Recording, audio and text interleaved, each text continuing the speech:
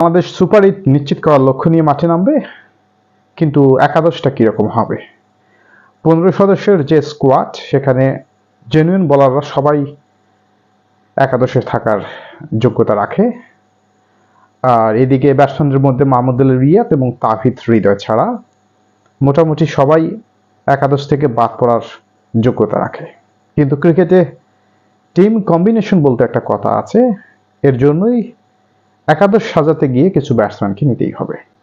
এভাবেই একাদশ হয় ক্রিকেট ম্যাচের জন্য। সুতরাং ক্যাপ্টেন থেকে শুরু করে অন্যান্য ব্যাটসম্যানরাও সুযোগ পাবে। কিন্তু শরীফুল যদি ফিট হয়ে থাকে, সেক্ষেত্রে তাসকিন, মোস্তাফিজ, তানজিদ সাকিব সবাই কিন্তু পারফর্ম করতেছে। 3 জন পেসার নিয়ে খেলবে না 4 জন পেসার নিয়ে খেলবে, এখানে একটা দুশ্চিন্তার বিষয় রয়েছে। যেহেতু ফিফথ অপশন হিসেবে সাকিব আল হাসান পারফর্ম করতে পারতেছে না, আবার রিশাদ হোসেন খুবই ভালো পারফর্ম করতেছে, সেক্ষেত্রে 6 জন বলার নিয়ে নামবে, 5 জন ব্যাটসম্যান, জেনুইন 5 জন বলার, 6 জন ব্যাটসম্যান, সাকিব অলরাউন্ডার। এই কম্বিনেশনে যদি যায়, সেক্ষেত্রে কি ব্যাটসম্যান একটু কম হয়ে গেল? এমনিতে ব্যাটসম্যানদের ধারাবাহিকতা। এবং নেদারল্যান্ড বলবো না খুব কঠিন টিম, কিন্তু বাংলাদেশের জন্য এই টিমগুলো হয়ে যায় অনেক সময় কঠিন প্রতিপক্ষ। খুবই ইম্পর্টেন্ট ম্যাচ, টিম কম্বিনেশনটা খুবই গুরুত্বপূর্ণ।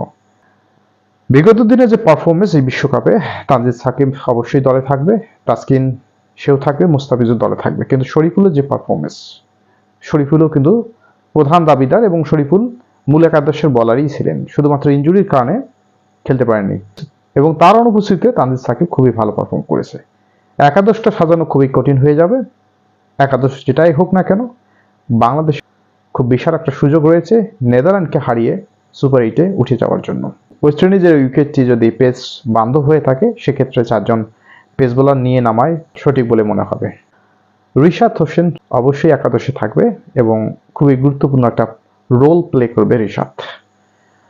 আর ব্যাটসম্যানের দিকে যদি চিন্তা করেন, তবে এখানে আমি যেটা বলবো, সৌম্য সরকার দলে আসার সমূহ সম্ভাবনা রয়েছে।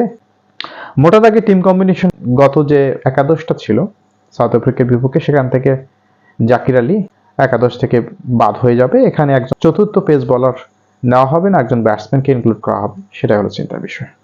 আশা করি শুধুমাত্র একটাই জায়গায় কনফিউশন, জাকির আলীকে ড্রপ করে সৌম্য সরকার না শরীফুল ইসলাম, এখানেই একটা গুরুত্বপূর্ণ সিদ্ধান্ত নিতে হবে টিম ম্যানেজমেন্টকে। যে টিমেই আসুক বাংলাদেশ জয়লাভ করবে, এতে আশা করতেছি। ধন্যবাদ সবাইকে।